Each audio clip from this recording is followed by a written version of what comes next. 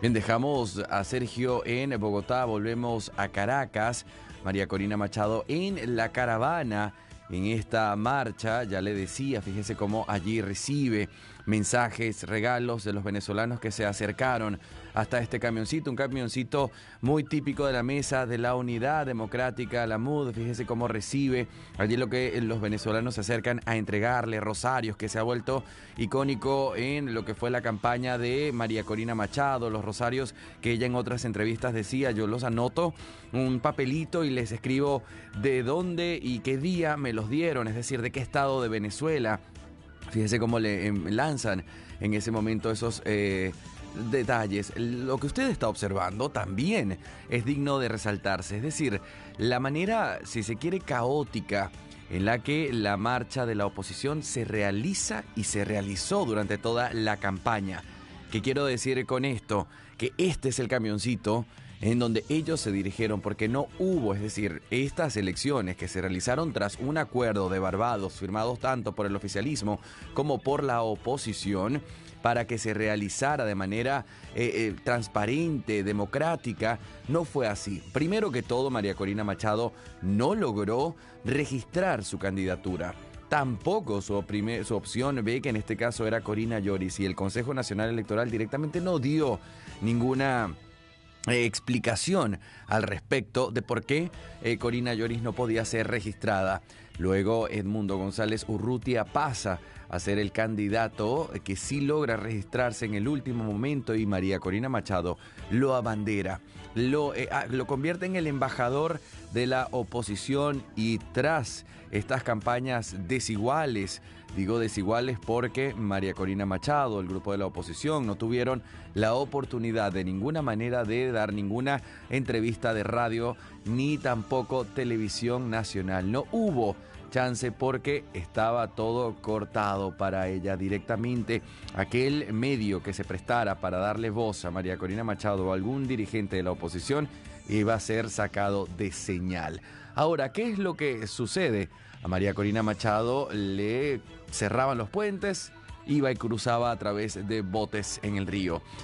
Sellaban los ríos, directamente pasaba a pie. Esto es lo que se vio en una María Corina Machado que su campaña la llevó a través de los motorizados, quienes tomaron la decisión de apoyarla, y bajo lluvia inclusive se vio a los miles y miles de venezolanos acompañarla a lo largo de toda la campaña. Luego Edmundo González Urrutia pasa a ser apoyado también por todos los simpatizantes de María Corina Machado, y se van a las elecciones, en donde Edmundo González Urrutia obtiene 7 millones de votos, 60% de los votos por encima de Nicolás Maduro.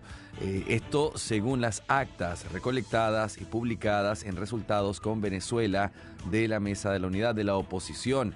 Esas usted las puede revisar en Resultados con VZNZLA, es decir, Venezuela, abreviada, donde están todas las actas, el 80% de las mismas.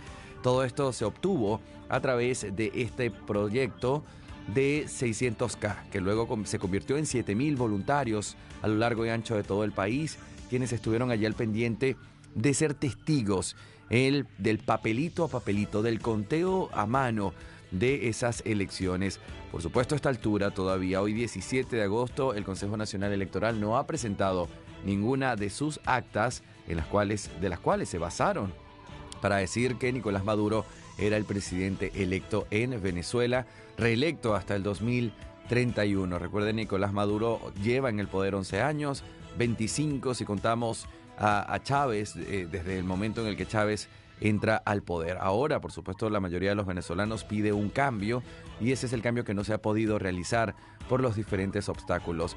María Corina Machado, titulada por The New York Times como la Dama de Hierro, de Iron Lady le llaman, y también quien ahora pues ha sido nominada a un Nobel de la Paz en el 2025. La estamos viendo cómo mueve allí la bandera, hay transmisión en vivo, por supuesto, de María Corina Machado a través de sus redes sociales, donde desde que tomó la atención de la comunidad internacional, María Corina Machado ya tiene en sus redes sociales más de 8 millones de seguidores.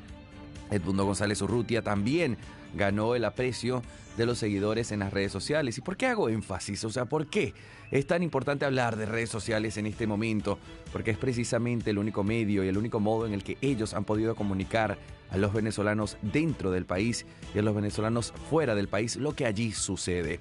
Nicolás Maduro ha podido limitar la comunicación en Venezuela, en los medios tradicionales, y ha hecho todo tipo de intentos para hacerlo a través de las redes sociales. ¿Por qué motivo?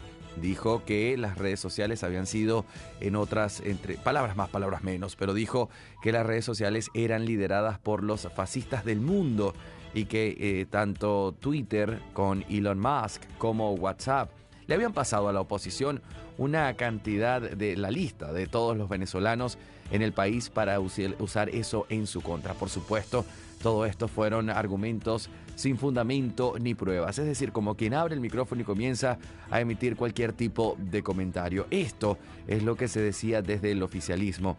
María Corina Machado ha logrado evadir cualquier tipo de obstáculo, inclusive a través de las redes sociales, porque en Venezuela Nicolás Maduro decidió romper las relaciones, en este caso con la red social X, esa que antes conocíamos como Twitter.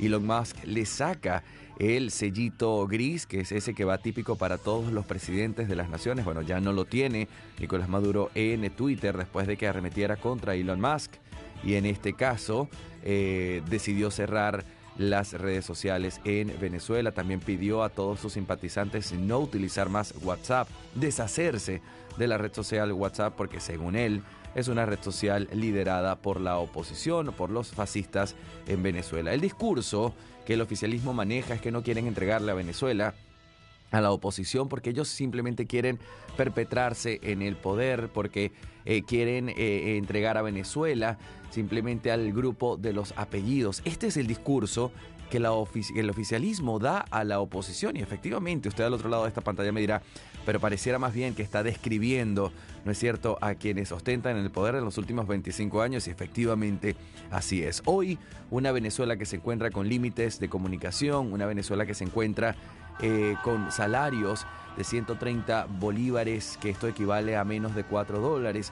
Por supuesto, la situación para los venezolanos es bastante complicada allí en el país. Lo que fue la cobertura de las elecciones, esos comicios electorales representaron un desafío para los periodistas del mundo y también para quienes iban como observadores a acompañar al oficialismo, que en otros países esto se ve, pero en Venezuela directamente se mandó desde el oficialismo a detener a los aviones allí en Panamá, recuerde usted, donde se encontraban 5 vicepresidentes, ex vicepresidentes, embajadores, representantes, ¿sí?, de los países en el extranjero. Estos fueron detenidos por horas y horas, y el mandato desde el oficialismo en Venezuela era que hasta que ellos no bajaran, esos aviones no podían. Y cuando digo esos aviones hago referencia al que estaba en Panamá y al que estaba en Venezuela con dirección a Panamá. Estos no podían salir hasta que esos observadores internacionales pues no bajaran del avión.